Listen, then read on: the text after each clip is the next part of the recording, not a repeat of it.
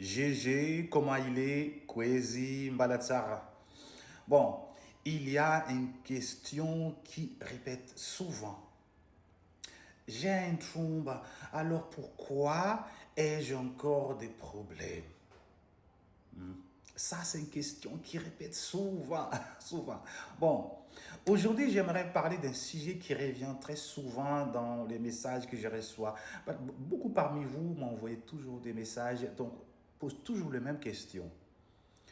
Des problèmes qui existent alors que vous avez des troubles, mais il y a toujours des problèmes. Bon, les questions qui arrivent souvent, j'ai déjà fait des ataka, j'ai déjà fait des prières, j'ai respecté mes fades, j'ai consulté même des fondis et numbias, j'ai fait tout ce qu'il fallait et pourtant j'ai toujours des blocages dans ma vie. Et moi, bon, quand j'entends une phrase, il y a une question que j'ai envie de vous poser immédiatement. Quand tu dis j'ai déjà tout fait, qu'est-ce qui est réellement fait? Parce que parfois, nous, personne avoir tout fait parce que nous avons accompli des rituels et respecté des interdits ou demandé l'aide d'une personne spirituelle.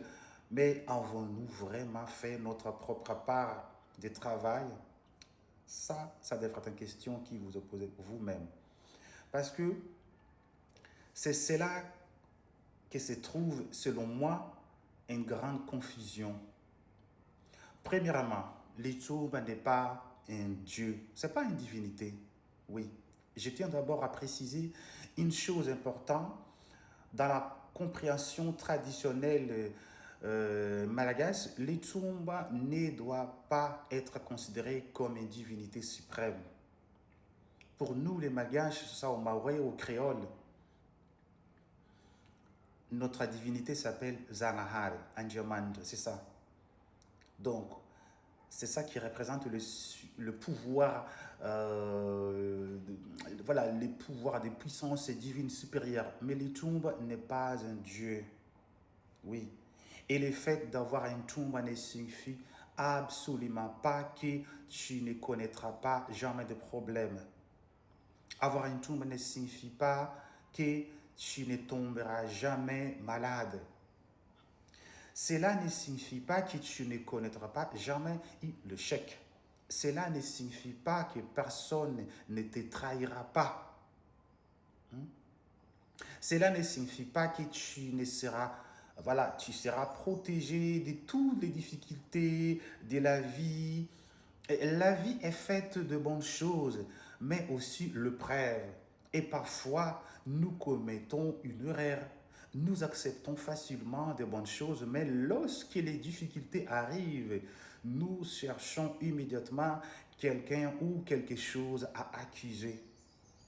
Or, les difficultés font aussi partie de l'expérience humaine parce parce qu'il n'y avait jamais de problème. Comment apprendre nous? Il n'y a pas d'évolution. S'il n'y a jamais eu l'échec, comment comprendre nous nos erreurs? S'il n'y avait jamais eu de l'obstacle, comment découvrons-nous notre propre capacité d'avancer? Deuxièmement, l'Itouma n'est pas un policier. Il y a aussi une autre confusion que je rencontre régulièrement. Certaines personnes présentes pensent que si elle a une Tumba, celui-ci devrait forcément révéler tout ce qui se passe autour d'elle. Ça, j'entends souvent ça, par exemple. Pourquoi mon Tumba ne m'a pas-t-il dit que mon mari m'est trompé? Ou encore, pourquoi mon Tumba n'a-t-il pas révélé qu'il avait volé quelque chose dans ma maison? Et pourquoi il faut... donc, pour moi, il faut comprendre une chose. Le Tumba n'est pas un policier. Donc, le Tumba ne faisait pas des enquêtes. Voilà. Une enquête sur un vol, ce n'est pas un travail. Ça, c'est un travail de nous, les humains. Ouais, parce qu'il y a des choses qu'on appelle des policiers, des institutions qu'on appelle policiers. Un problème dans un couple demande aussi de la communication, des observations, de la responsabilité personnelle. Voilà, voilà, nous ne pouvons pas demander à la spiritualité de remplacer toutes nos responsabilités humaines. Il faut savoir, il faut faire la différence entre ce qui révèle des spirituels et ce qui révèle de notre propre devoir. Troisième, voilà, troisièmement, écoutez bien, l'ambiance aussi ne doit pas vivre à ta vie, à ta place. Ton fondi ne doit pas vivre à ta vie, à ta place. C'est ici que je pense que beaucoup de personnes font des erreurs. Voilà, elles vont voir un fondi ou bien une umbias, parce que c'est la même chose. Elles vont voir un umbias et demandent de l'aide. Elles donnent quelque chose en échange et c'est voilà, c'est l'accompagnement. Et ensuite, elles pensent maintenant que c'est à lui de régler, voilà, de régler ma vie. Mais non, un umbias ou bien un fondi peut te conseiller. Elle peut t'orienter, elle peut t'enseigner, elle peut t'aider à comprendre certaines choses, mais elle ne peut pas vivre à ta vie, à ta place. Tu dois aussi faire ta part, sinon, te transmettre une connaissance, tu dois l'étudier. Si on t'enseigne quelque chose, tu dois chercher à la comprendre. Si on te montre un chemin, tu dois marcher. Si on peut te montrer la direction, mais personne ne peut faire le chemin à ta place. Et c'est justement là que je pense qu'il y a parfois des problèmes. Parce que certains deviennent tellement dépendants de leur fondi. Hein? Il y a parmi vous qui emmerdent son fondi en longueur de journée. Oui, même juste de faire une petite chose, même juste faire un dessin de son tanfuchi avant de me faire monter le trumba. Voilà, il appelle son fondi. Parce qu'elle pense que parce que elle a, voilà, elle a une tombe et parce que voilà, elle a consulté une ambiance et elles n'ont pas rien faire. Non, mais ce n'est pas cela qui, pour moi, l'essence d'un véritable enseignement spirituel.